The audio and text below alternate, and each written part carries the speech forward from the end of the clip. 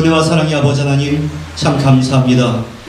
우리의 인생길이 거친 바다 같다 할지라도 주님을 바라보면서 그 거친 바다에 발걸음을 내딛는 믿음의 사람들 될 수 있도록 주여 함께하여 주시옵소서.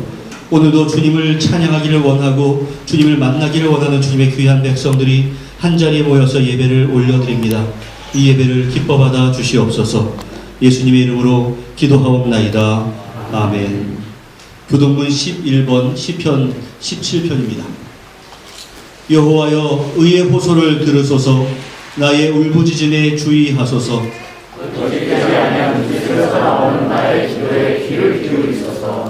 주께서 나를 판단하시며 주의 눈으로 공평함을 살피소서. 주께서 내 마음을 시험하시고 남의 내게 오셔서 나의 아름답게 살펴봤으나 흠을 찾지 못하셨사오니 내가 결심하고 입으로 범죄하지 아니하리이다. 사랑의 행사로 노하는 나는 주의 입술의 말씀을 따라 스스로 성가서 포악한 자의 길을 가지 아니하였사오며 나의 걸음이 주의 길을 굳게 지키고 실족하지 아니하였나이다. 하나님이여, 내게 응답하시겠으므로 내가 불렀사오니 내게 귀를 기울여 내 말을 들으소서. 주께 피하는 자들을 그 일어나 치는 자들에게서 오른손으로 구원하시는 주여, 주의 기이한 사랑을 나타내소서. 아멘. 전능하사 천지를 만드신 하나님 아버지를 내가 믿사오며 그의 아들 우리 주 예수 그리스도를 믿사오니 이는 성령으로 잉태하사 동정녀 마리아에게 나시고 본디오 빌라도에게 고난을 받으사 십자가에 못 박혀 죽으시고 장사지 사흘 만에 죽은 자 가운데서 다시 살아나시며 하늘에 오르사 전능하신 하나님 우편에 앉아 계시다가 저리로서 산자와 죽은 자를 심판하러 오시리라. 성령을 믿사오며 거룩한 공회와 성도와 서로 교통하는 것과 죄를 사하여 주시는 것과 몸이 다시 사는 것과 영원히 사는 것을 믿사옵나이다. 아멘.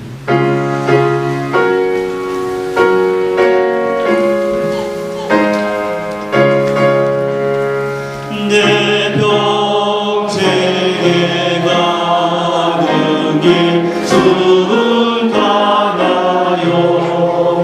늘 전전한 나 같은지 그 풍파로 무섭고 어렵든지 나의 영혼은 늘 평안하다. 내 영혼 평안해. 내 영혼 평안해. 저 마귀는 우리를 삼키려고 입 벌리고 달려와도 주 예수는 우리의 대장되니 끝내서 이기리라. 내 영혼 평안해. 내 영혼 평안해. 내 지은 죄주 공길 다 떠나줘. 주 예수께 다 아뢰며 그 십자가 비로소 다시 쓰사 있는보다 더 정하리라. 내 영혼 평안해. 내 영혼 평안해.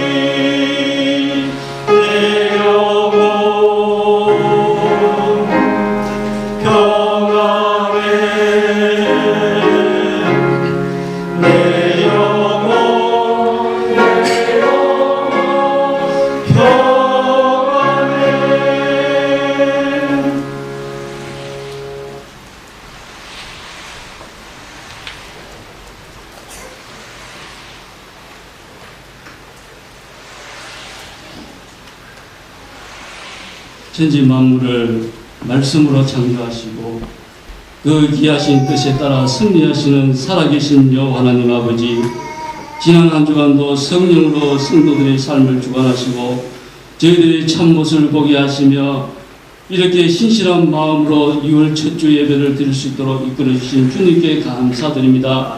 이 시간 영광의 주님을 찬양하고 그 은혜를 사모하기 전에 먼저 저희들의 죄와 허물을 고백하오니 주여 용서하여 주시기를 간절히 원합니다. 저희들은 지난주일 예배를 드리면서 주님 말씀과 주님의 뜻대로 살겠노라고 다짐하고 또 다짐하면서 예배당을 떠났지만 저희들은 마귀 유혹에 이끌려 죄악의 깊은 곳에서 빠져 추한 삶을 살아왔사오니 저희들을 불쌍히 여겨 주시옵소서. 귀가 있어서 듣긴 듣되 정말 들어야 할 주님의 말씀을 듣지 못하고 눈이 있어 보긴 보되 헛된 것만 보일 뿐 진정 하나님의 영광의 보다를 보지 못하는 저희의 무능함과 부족함을 용서하여 주시고 이 시간 저희의 심령을 새롭게 변화시켜 주셔서 주님의 복음의 진리를 확실히 깨닫는 시간 되게 하시고 이런 잘못된 생각들을 주님께서 붙잡아 주셔서 하나님의 나라에 대한 소망을 인도해 주시기를 원하오니 주여 도와주시옵소서. 사랑해 주님 참 감사합니다. 어제 토요일에 저희 교회가 임지식을 주님 은혜 가운데 잘 마치게 하시니 진심으로 하나님께 감사드립니다. 장로를 세우고 안수집사를 세우고 권사를 세워주셨사오니 맡은 자들에게 구할 것은 충성이라 말씀하셨사오니 직분 잘 감당하게 하시며 교회를 위해 목회자를 위해 성도들을 위해 열심을 다해 기도하게 하시며 충성으로 봉사하며 믿음이 더욱 충만하게 하셔서 말씀 중심, 기도 중심, 교회 중심으로 살아갈 때에 저희 몸된 교회가 더욱 부흥성장하게 하실 줄 믿습니다. 주여 역사하여 주시옵소서. 참 좋으신 주님, 이제 사랑하는 자녀들이 학교에 개학이 시작되었습니다. 우리 자녀들을 위해 기도하오니 주여 인도해 주시고 좋은 친구들, 선생님들을 만나게 하시고 즐거운 학교 생활이 될 수 있도록 이끌어 주시고 그들의 꿈과 소망을 지혜롭게 키워갈 수 있도록 주님께서 도와주시고 인도해 주시옵소서. 사랑해 주님, 특별히 모두가 올 한해는 구하는 자가 되게 하시고 찾는 자가 되게 하시며 문을 두드리는 자가 되게 하셔서 기도 제목을 놓고 기도할 때에 우리들의 마음이 활짝 열리게 하셔서 2022년 한 해는 그 은혜가 넘치는 한 해가 되게 하여 주시옵소서. 이 시간 말씀을 선포하시는 장기호 목사님에게 성령 충만 역사 일어나게 하시고 하나님의 기적을 체험하는 시간 되게 하여 주시옵소서. 말씀을 통하여 간증거리가 많아지게 하시고 하나님이 살아계심을 체험하는 성도들이 많아지게 하시고 은혜 충만한 시간 되게 하여 주시옵소서. 오늘 하나님께서 주신 귀한 사명조차 죽도록 충성하여 생명의 멸류관을 받으시는 복된 날 되시기를 간절히 바라오며 감사드리오며 예수 그리스도로 간절히 기도드리옵나이다. 아멘.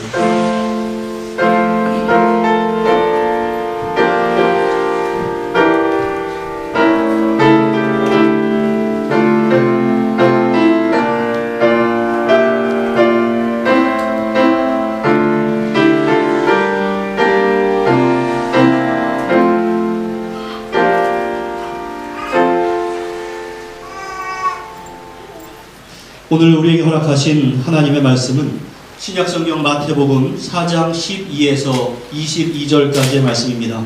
마태복음 4장 12에서 22절까지 말씀 신약성경 사면에 있습니다. 교독하겠습니다.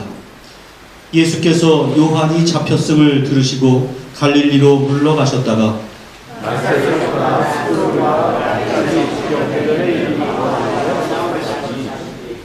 이는 선지자 이사야를 통하여 하신 말씀을 이루려 하심이라 일컫으되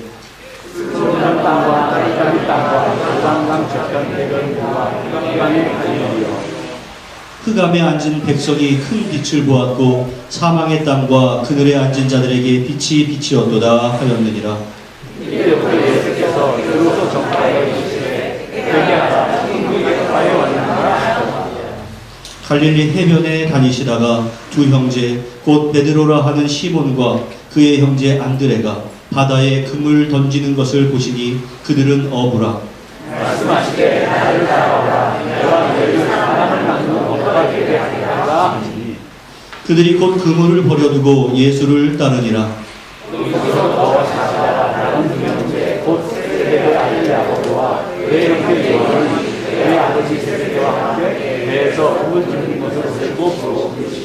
같이 있습니다.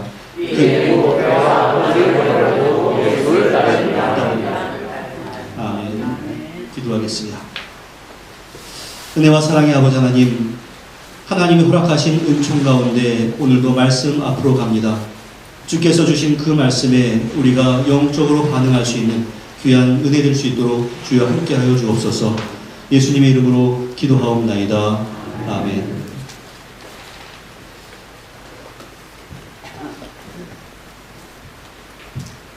우리가 이미 3장에서 살펴본 바와 같이 광야에서 외친 세례 요한의 첫 번째 음성은 회개하라 천국이 가까이 왔느니라 이것이었습니다. 그리고 그 외침에 반응하여서 예루살렘과 온 유대와 요단강 사방에서 사람들이 세례 요한에게 몰려들어서 자신의 죄를 자복하고 또한 세례를 받았습니다. 당시 세례 요한은 다시금 나타난 선지자로 추앙을 받았고 어떤 이들은 바로 저 세례 요한이 메시아다라고 여기기도 했습니다. 그 세례 요한이 당시 갈릴리와 베레아의 분봉왕이었던 헤롯 안티파스에 의해서 체포당합니다. 그 체포당한 이유는 자기의 이복 동생인 이웃한 지역의 분봉왕 빌립이 죽자 헤롯 안티파스는 자신의 본처와 이혼을 하고 자기 동생의 빌립의 아내였던 헤로디아와 결혼을 하게 됩니다. 그것에 대해서 세례 요한이 그리할 수 없다라고 비판했기 때문에 세례 요한을 체포했습니다. 그리고 그 후에 세례 요한은 목베임을 당해서 죽게 되는데 그 자세한 내용은 마태복음 14장에 나와 있습니다. 여러분, 제가 별다른 설명 없이 계속해서 분봉왕이라고 하는 단어, 이 단어를 사용하는데 여러분들 분봉왕이 무엇인지 아십니까? 한번 따라해 주십시오. 분봉왕. 예, 성경에 계속해서 나오고 제가 분봉왕을 말씀드리는데 도대체 그게 뭔지 모르는 분들이 많이 있을 겁니다. 분봉왕은 한 나라이지만 여러 명의 왕들이 구역을 나누어서 통치하는 것을 분봉 이렇게 부르고, 그리고 그 지역을 다스리는 왕을 분봉왕이다 이렇게 불렀습니다. 지도를 한번 보겠습니다. 원래 유대 지역은 헤롯 대왕 한 사람에 의해서 통치되었던 나라였는데 그가 죽은 이후에 로마는 그 지역을 헤롯 대왕의 아들들, 즉 헤롯 아킬레오, 헤롯 안티파스, 헤롯 빌립 2세로 하여금 나눠서 통치하게 했습니다. 지금 저 글씨 드리면 잘 안 보일 테지만 저 색깔별로 구역이 나눠져 있는 것이 각각의 왕들이 다스리고 있었던 그러한 통치 영역이었습니다. 우리가 성경을 읽다 보면 헤롯이 정말로 많이 나오는데 그 헤롯이 한 사람이 아니라 여러 사람인 것을 여러분들 아시고 헷갈리지 않기를 바랍니다. 하여튼 예수님께서 세례 요한이 잡혀갔다라고 하는 그 소식을 들으시고는 잠시금 갈릴리로 물러가셨다가 결국 가버나움이라고 하는 곳에 정착을 하셔서 살게 됩니다. 마태복음에서는 예수님께서 왜 갈릴리로 가셨는가 자세한 언급이 되어 있지는 않지만 누가복음에서는 예수님의 고향 나사렛 사람들이 예수님을 배척했기 때문이다 이렇게 말씀을 해주고 있고, 또 요한복음에서는 갈릴리 사람들이 예수님을 영접했기 때문이다 라고 설명을 해주고 있습니다. 사실 예수님께서 선교의 중심지를 갈릴리로 삼으신 것은 유대인들의 입장에서는 정말로 어처구니 없는 일로 여겨졌습니다. 왜냐하면 그들의 시각으로 볼 때 메시아 사역의 최고의 중요한 장소는 예루살렘이다라고 여겨졌기 때문에 그렇습니다. 하지만 오늘 본문의 말씀을 따르자면 마태는 예수님께서 가버나움으로 이주하신 것은 그냥 우연하게 그곳으로 가신 것이 아니라 바로 선지자 이사야에게 하셨던 그 예언이 성취된 것이다 라고 밝혀주고 있습니다. 다시 한번 지도를 보시겠습니다. 예수님께서 거주하시던 가버나움은 저 갈릴리 바다, 저 밑에 있는 곳은 사해고 저 위에 있는 곳은 갈릴리 바다 북서 해안에 위치하고 있었고, 그곳은 어업이 번창하고 있었고 동서상업로의 요충지였습니다. 따라서 그곳에는 세관, 세무서가 있었고 또 로마의 군대가 주둔하고 있었습니다. 또한 이 가버나움은 예수님의 제자 가운데 베드로와 안드레 그리고 야고보와 요한의 고향이기도 했고 이 마태복음의 저자인 마태도 바로 저 가버나움이 고향이었다라고 여겨지고 있습니다. 이제 저거 그만 보시고 저를 보시면 됩니다. 그곳에서 예수님께서 비로소 말씀을 전했는데 예수님께서 또한 전하신 그 말씀의 첫마디도 회개하라 천국이 가까웠느니라 이것이었습니다. 이 말씀은 세례 요한이 전했던 말씀과 동일한 내용이었습니다. 다만 차이가 있다라고 한다면 요한의 선포는 앞으로 오실 메시아의 길을 준비하는 선구자로서의 외침이었다면 우리 예수님의 이 선포는 바로 자신이 메시아로서 이방의 갈릴리에 큰 빛을 비출 것이다 라고 하는 구약에 예언한 것을 성취하고 있는 그러한 내용이었습니다.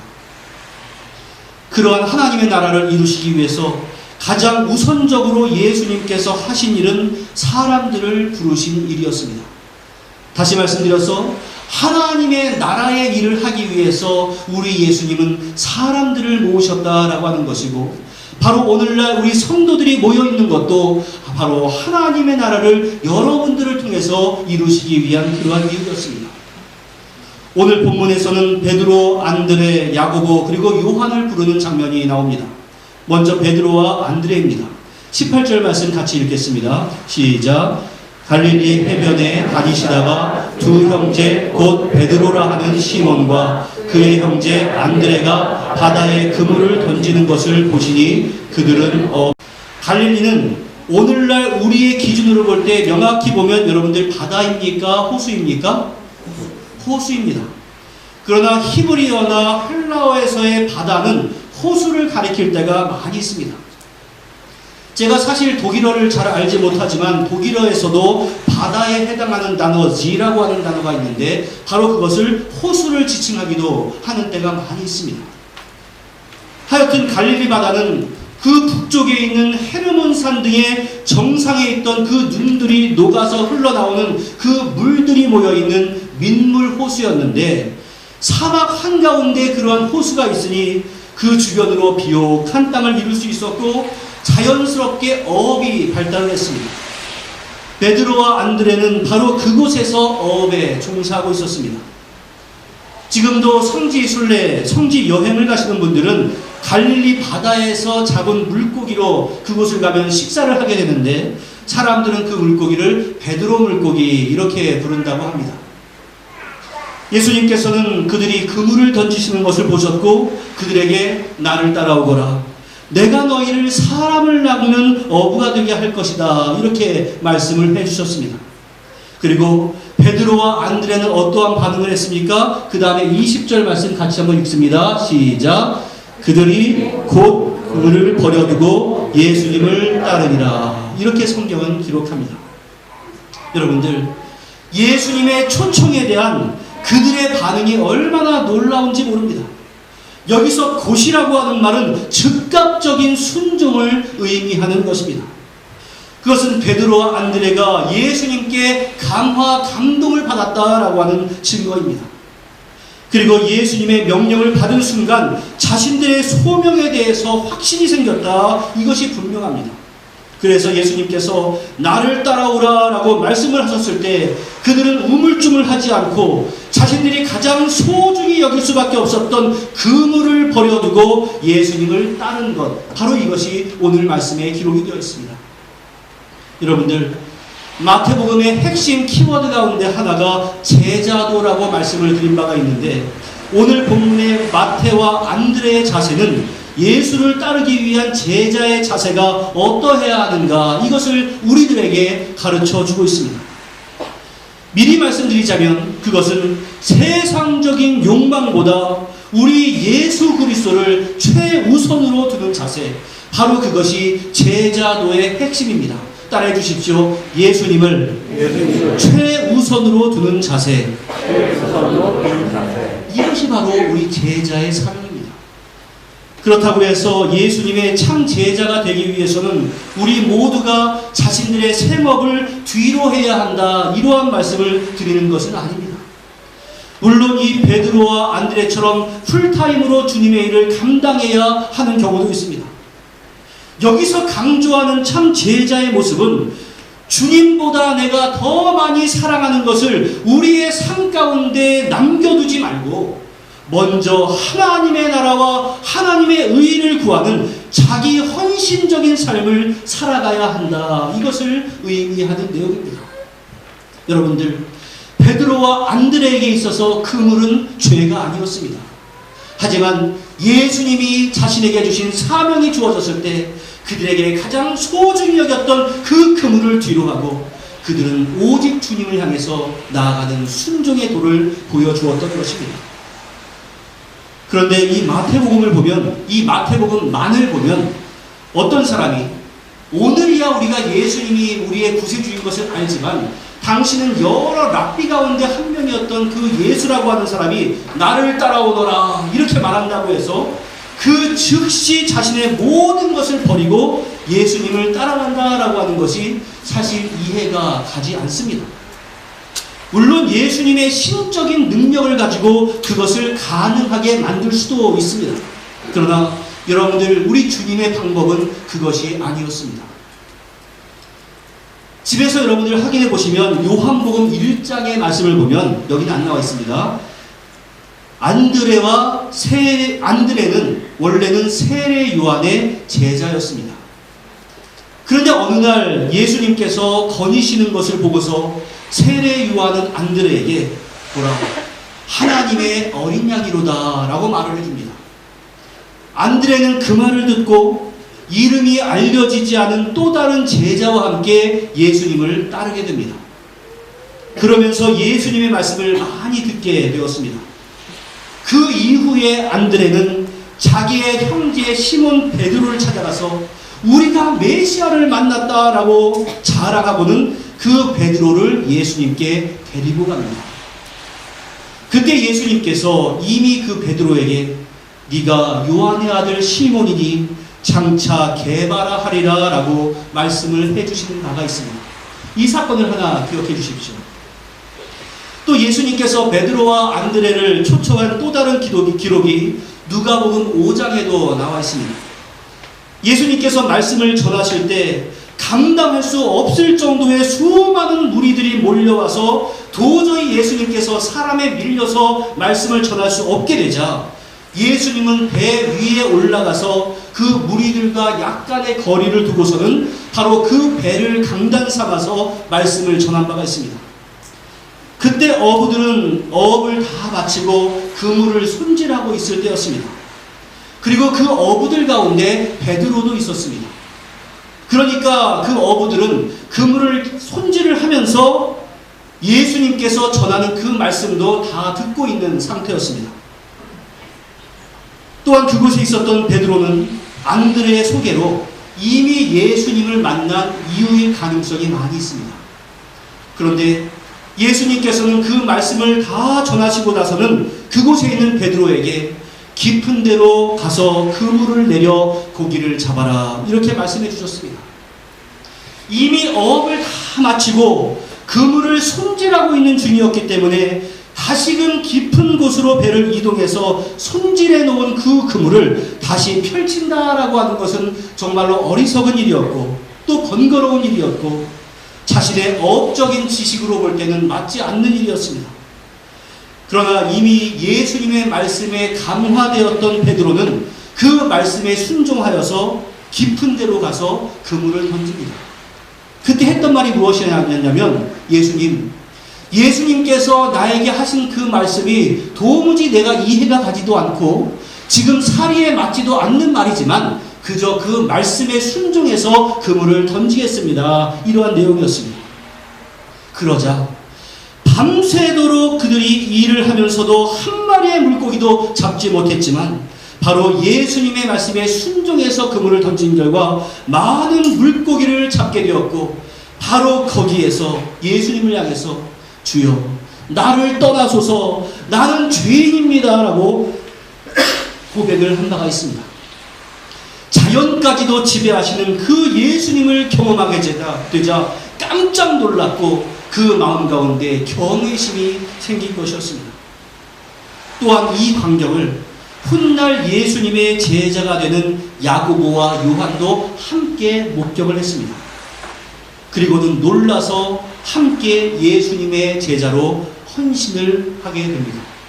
여러분들, 이러한 사건들이 여러 가지로 흩어져 있지만 이 사건들을 한번 종합해서 볼 때 베드로와 안드레는 예수님께서 나를 따르라 이렇게 부르니까 갑자기 예수님을 따르는 것이 아니라 순서가 명확할지는 모르겠습니다만 예수님을 먼저 만난 안드레가 그 형제 베드로를 예수님에게 소개시켜 주었고 그 후에도 그들은 계속해서 자신들의 생업에 종사하고 있었지만 지속적으로 말씀을 들을 수 있는 기회가 있었고 또한 결정적으로 그 물고기까지 통제하시는 예수님의 능력을 목격함으로 말미암아서 예수님에 대한 확신이 있었던 상태에서 예수님께서 나를 따라오거라 내가 너희를 사람 낚는 어부가 되게 할 것이다 이렇게 말씀을 하니까 바로 그 순간에 바로 지금이 주님께서 나에게 사명을 주시는 때이구나 라는 것을 느낌으로 말미암아 주님을 즉시 따르게 되었던 이러한 여정이 있는 것입니다. 여러분, 이처럼 오늘 본문의 말씀만 얼핏 보면 예수님이 나를 따라오너라 이렇게 말씀하시자 그분의 신적인 권위에 눌려서 즉시 모든 것을 버리고 예수님을 따라간 것 같지만 사실은 많은 과정들이 있었습니다. 성경에 기록된 것 이외에도 얼마나 많은 일들이 그들에게 있었겠습니까? 베드로와 안드레는 예수님을 소개받았고 예수님의 말씀도 들었고 예수님이 행하셨던 기적을 목격하고 난 이후에야 예수님을 따를 수 있었던 겁니다. 여러분, 우리도 마찬가지입니다. 장전 목사가 오늘 한번 소개하는 그 예수님의 말씀을 듣고서 결단하는 경우가 있을 수도 있습니다. 그러나 대부분의 경우 지속적인 신앙의 여정을 통해서 우리의 믿음은 장성해 나가는 것입니다. 그러므로 여러분들, 세례 요한에게 처음 예수님을 소개받았던 안드레가 베드로에게 예수님을 소개해 주었던 것처럼 우리가 누구를 통해서 예수님을 소개받았다면 우리도 다른 사람에게 예수님을 소개해 줄 수 있는 그러한 사람이 되어야 합니다. 바로 이것이 하나님의 나라가 확장되어 가는 과정입니다. 그리고 그것을 우리는 전도라고 부릅니다. 그리고 우리가 한번 예수님을 소개받아서 이것으로 끝이는 것이 아닙니다. 우리는 예수님의 말씀을 지속적으로 들어야 하고 우리의 삶 가운데 예수 그리스도께서 어떻게 역사하시는가 이것도 신앙생활 가운데 경험을 해야 합니다. 바로 그것이 우리의 신앙의 여정입니다. 그러한 말씀과 우리 신앙생활의 경험이 축적이 되어서 스파크를 일으킬 때 예수님을 진정 나의 주님으로 받아들일 수 있는 것이고 그런 이들에게 주님은 영광스러운 주님의 사역에 동참할 수 있는 특별한 은혜를 허락해 주시는 것입니다. 믿으십니까? 그렇기 때문에 우리가 신앙의 여정, 그 과정을 포기하지 않을 때 우리는 주님의 참된 제자가 될 수 있습니다. 몇 번 예수님의 말씀 들어놓고 몇 번 내가 신앙생활을 하고 나서 별것 없네 이것이 아니다 이러한 말씀입니다.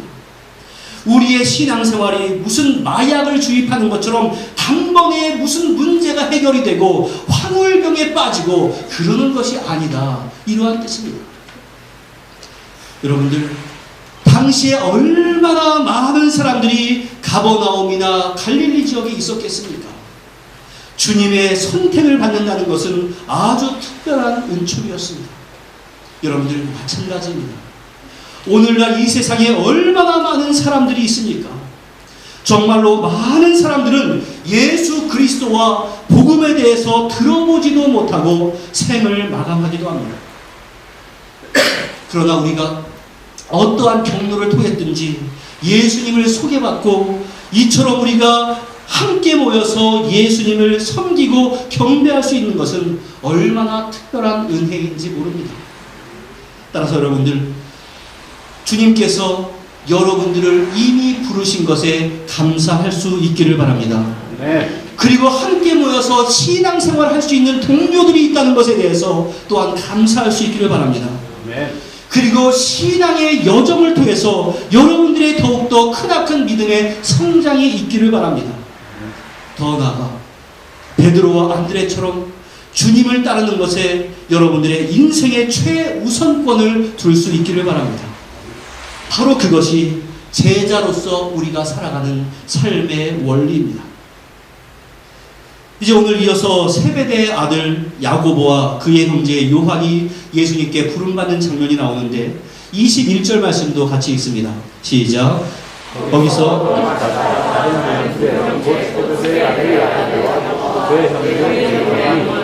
그의 아들 제베데와 함께 배에서 금을 넣는 것을 보시고 그러시니. 자, 이거 보니까 야고보와 요한의 직업은 무엇이었겠습니까? 그들 또한 어부였습니다. 그들도 베드로와 안드레와 마찬가지로 배에서 그물을 손질하고 있었습니다. 그런데 베드로와 안드레가 손질하고 있었던 그물과 뒤에 있는 야고보와 요한이 손질하고 있었던 그물은 우리말로서는 동일한 그물이지만 사이즈가 다른 것이었습니다. 베드로와 안드레의 그물은 암피플레스트론이라고 하는 단어를 사용하는데 오늘날 그냥 이렇게 던져서 고기를 잡는 투망 정도 사이즈의 그물이라면 야고보와 요한의 그물은 디크티아라는 단어를 사용하는데 그보다 규모가 아주 큰 그물을 의미하는 거였습니다. 또한 베드로와 안드레에 대해서는 여기서 그의 아버지에 대한 언급이 없는데 야고보와 요한에 대해서는 누구라고 말하고 있습니까? 세베대의 아들이라고 분명하게 말씀을 해주고 있습니다.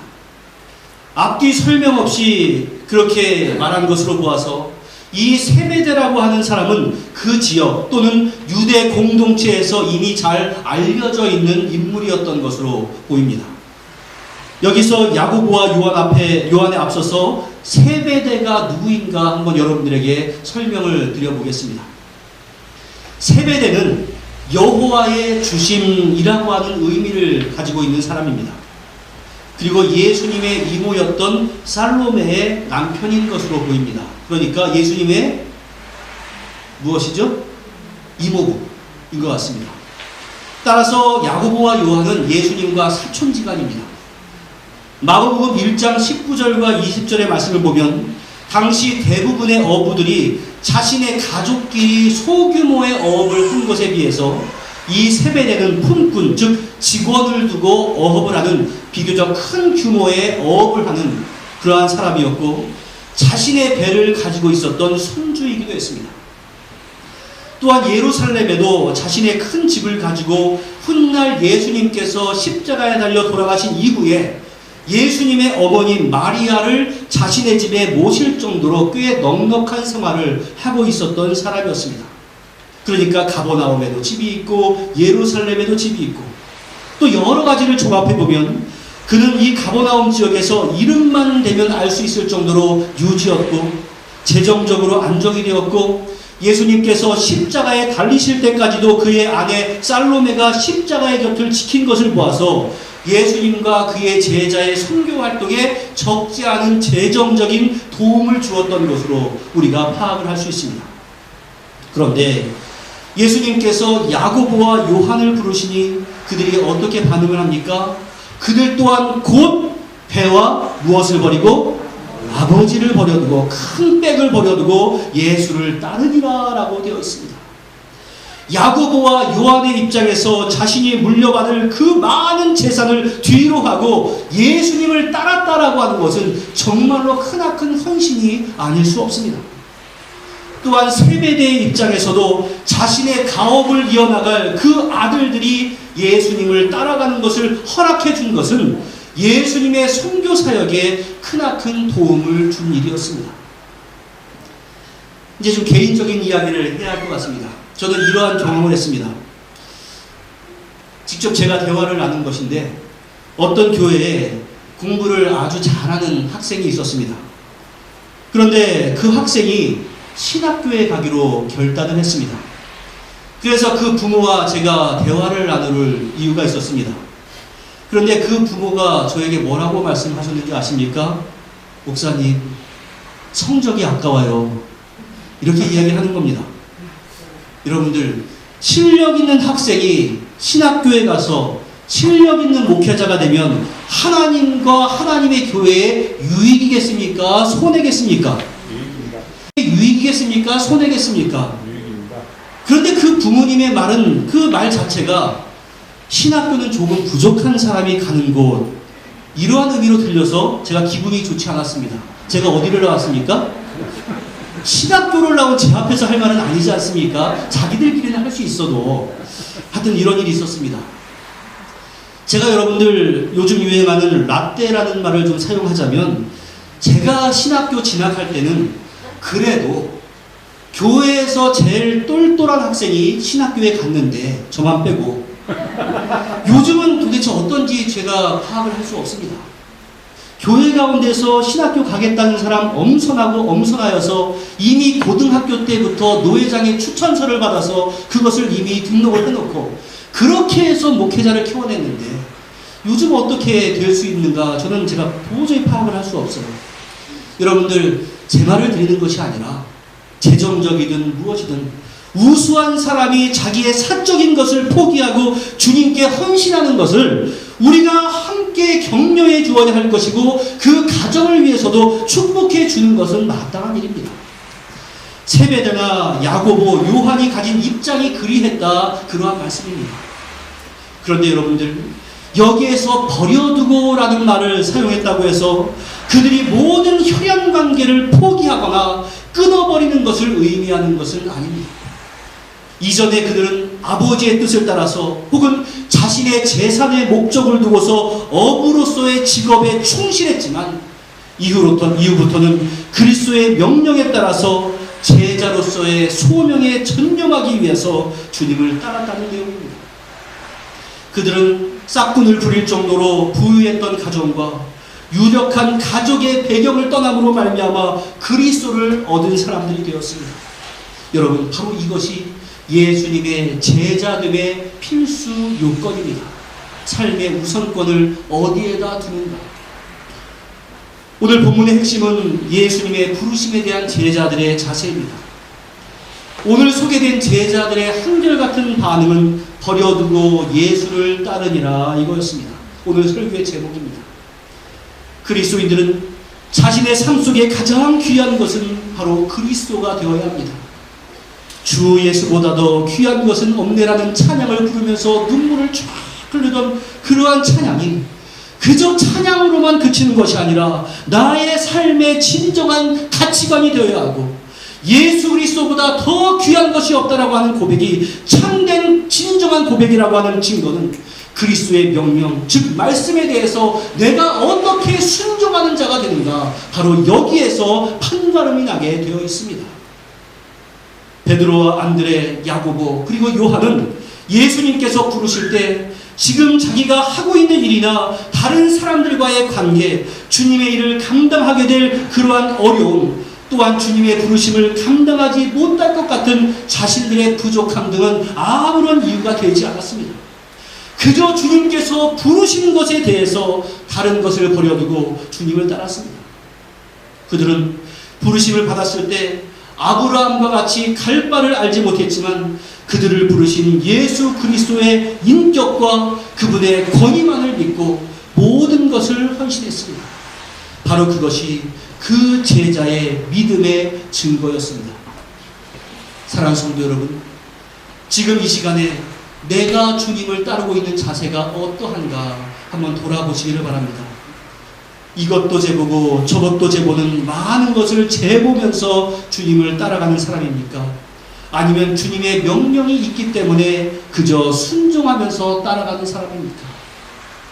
그 자세에 따라서 내가 주님의 참 제자인지, 아니면 한쪽 발은 주님께 다른 한쪽 발은 세상에 걸쳐놓은 반쪽 제자인지, 아니면 주님의 제자가 되는 것을 아예 포기한 자인지, 이것이 평가될 수 있습니다.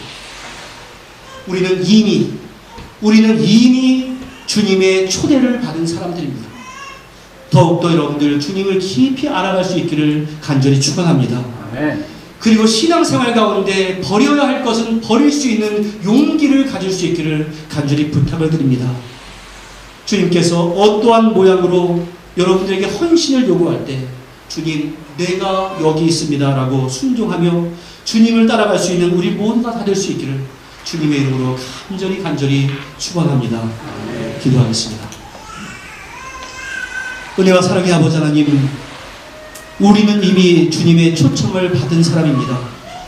그저 초청받은 것으로 그치지 않게 하시며 그 초청이 내 마음 가운데 깊이 자리매김할 수 있도록 더욱더 주님을 알아가기에 힘쓰는 자 될 수 있도록 은혜를 더하여 주시옵소서. 그리고 주님께서 나에게 사명을 주실 때 이것도 제보고 저것도 제보는 사람이 아니라 오직 주님께서 말씀하셨기 때문에 순종하는 자가 될 수 있도록 주여 우리의 심령을 주장하여 주시옵소서. 그리하여서 참으로 세상이 줄 수 없는 진정한 은총을 누릴 수 있는 우리 모두가 되도록 주께서 함께하여 주옵소서. 예수님의 이름으로 기도하옵나이다. 아멘.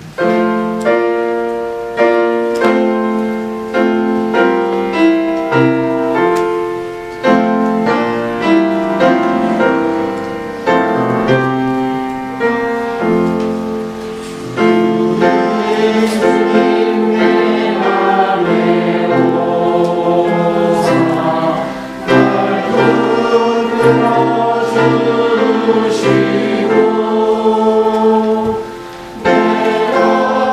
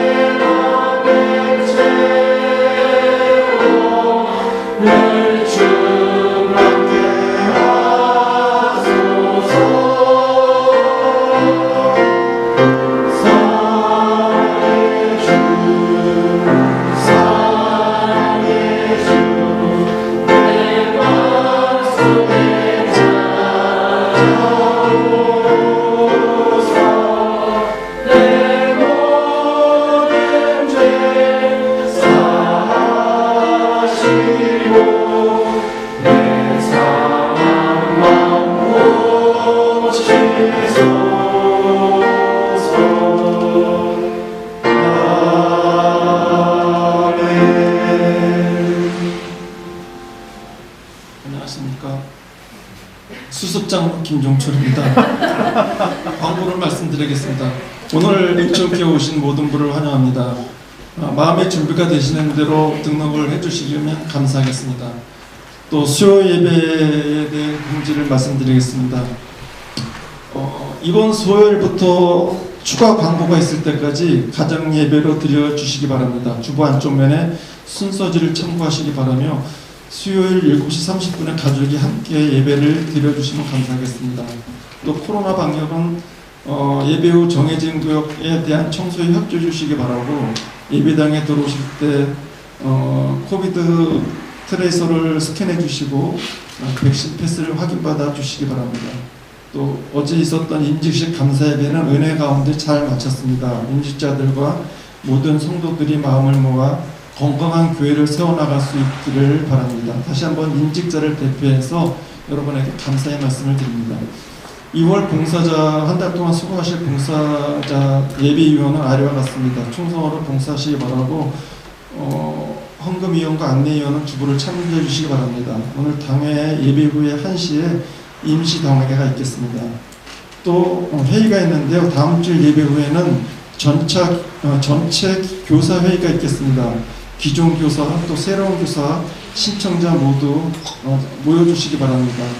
그리고 광고에 나와 있지 않은 말씀인데요. 오늘 예배당 뒤편에서 목사님 생신이 2월 8일이기 때문에 남전도에서 주관하는 세레머니가 좀 있겠습니다. 잠시 모여서 뒤편에 모여서 목사님 생신을 좀 축하해 주시기 바랍니다.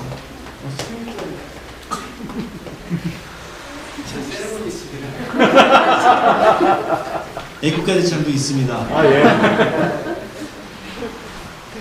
예, 여러분들 어제 임직식 여러 가지 모양으로 협조해 주셔서 참 감사드리고요. 주보를 한번 잘 봐주시기 바랍니다. 우리가 그동안 수요예배를 못 드렸더니, 그리고 제가 음성 메시지를 올려드렸더니 수요예배 시간에 모이지를 아예 않는 것 같고 그냥 평소 편한 시간에 듣는 것 같아서, 그리고 이러다가 나중에 수요예배 모이게 됐을 때도 너무나 힘들겠다라는 생각이 들어서 여러분 7시 반에 가족별로 모여서 예배를 이 순서에 따라서 드려드리면 될 것 같고요. 사도신경 하시고 찬송 한 장 하시고 성경은 그 집안 식구끼리 교독을 해서 읽으시고, 말씀 증거는 제가 음성 메시지를 보내드리겠습니다. 그때 여러분께서 들으시면 되는데, 제가 동영상 편집을 공부하고 있어요. 그래서 제가 동영상을 편집할 수 있으면 동영상을 보내드릴 텐데 아직은 제가 그 실력이 안 되기 때문에 그때가 될 때까지는 음성만 들어도 괜찮지 않겠습니까? 그러니까 음성으로 해주시고, 가족끼리 밑에 있는 기도 제목을 가지고 합심 기도를 해주시고 주기도문으로 마치는, 그렇게 7시 반에 우리가 시간을 모아서 해주시면 감사하겠습니다. 그리고 또 주보 한쪽 면에 은총의 소리면을 좀 봐주시면 감사하겠습니다. 지금 우리 노회에서 우리 통화를 위해서 특별 헌금을 좀 해달라고 하는 노회장 명의의 공문이 왔습니다. 그래서 이것을 위해서 오늘 당회에서 결의가 되면 여러분에게 광고를 드릴 테니까 여러분께서 많은 마음을 모아서 협조를 해주시면 감사하겠습니다.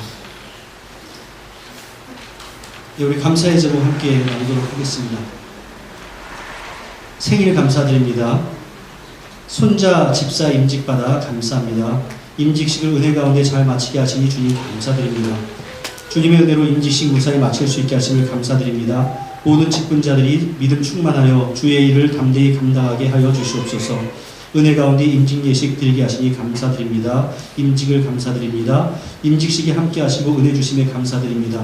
주님의 몸된 교회를 위해 봉사할 수 있는 은혜를 주신 하나님께 감사를 드립니다.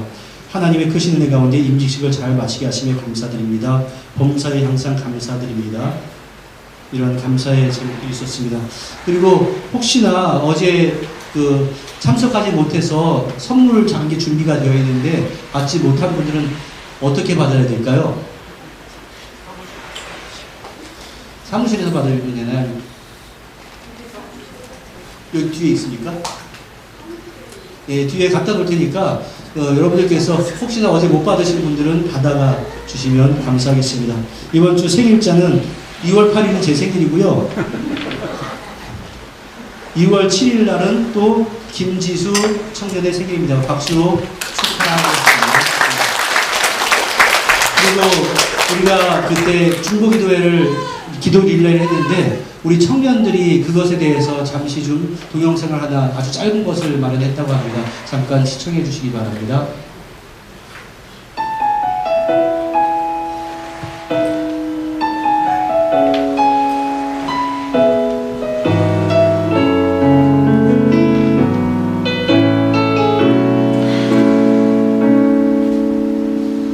세상을 살아가는 동안에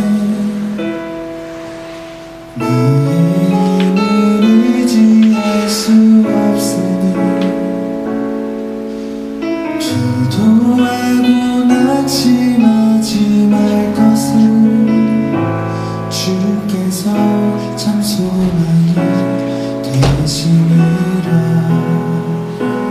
하나님의 꿈이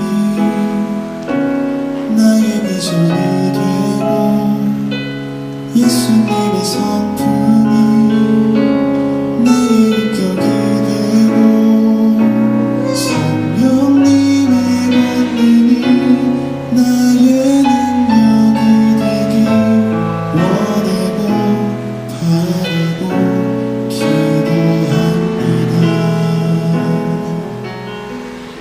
예, 각 가정의 그 기도 제목을 여러분들께 다 나눠드리기로 말씀을 드렸었는데 혹시 그때 어떤 몇몇 분들한테 들으니까 기도 제목이 잘 전달이 안 된 분들이 있다고 하더라고요. 그래서 혹시 미처 전하지 못하신 분들은 전체 카톡 말고 저한테 개인적인 카톡으로 보내주시면 그것을 다 취합해서 우리가 성도들이 가지고 있는 그러한 기도 제목에 함께 기록을 해서 우리가 함께 올 다음에 중보기도 할 때까지 각 가정을 위해서 기도하는 그러한 기도의 제목을 나눠드리도록 하겠습니다. 기도하겠습니다. 은혜와 사랑의 아버지 하나님, 오늘 귀한 예물을 바쳐드립니다. 이곳에 우리의 마음과 우리 헌신이 들어있습니다. 사랑의 아버지 하나님, 기뻐 받아주시고 하나님께서 역사하시는 귀하고 놀라운 일들이 이 물질을 통해서 드러날 수 있도록 주여 도와주시고 드리는 손길, 드리지 못하는 안타까운 손길 주여 모두 격려해 주시고 또한 위로하여 주시옵소서. 예수님의 이름으로 기도하옵나이다. 아멘. 예, 자리에서 일어나셔서 주변에 있는 분들과 인사 나누겠습니다. 반갑습니다. 평안하셨습니까? 예, 건강하셨습니까? 예, 우리 함께 참여하도록 하겠습니다.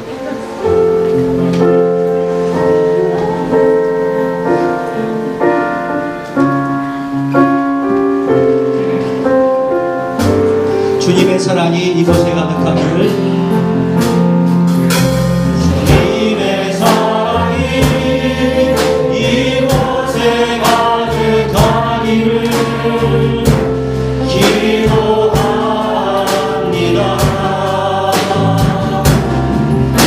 주님의 평화가 우리들 가운데 있기를 원합니다. 주의 은총이 이곳에 가득하기를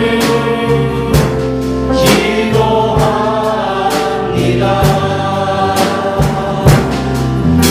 주님의 기쁨이 우리들 가운데 있기를 원합니다. 때로는 지치고 때로는 고뇌도 주만을 바라보면서 세상의 고통이 내게 닥쳐와도 주만을 사랑하리라. 주님의 축복이 이곳에 넘쳐나기를 원합니다. 주님의 사랑이 이곳에 가득하기를 기도합니다. 옆에 있는 분 사랑합니다. 축복합니다. 한 주간 동안 건강하시기를 바랍니다. 다 같이 기도하겠습니다. 은혜와 사랑의 아버지 하나님, 우리 교회가 임직을 통해서 이 새로운 임직자들을 세워주게 하시니 은혜를 진심으로 감사를 드립니다. 임직자들뿐만이 아니라 우리 모든 성도들이 마음을 모아서 우리 몸된 은총교회가 진정으로 주님의 은총이 넘치는 교회 될 수 있도록 주여 함께 세워갈 수 있도록 은혜 가운데 역사하여 주시옵소서.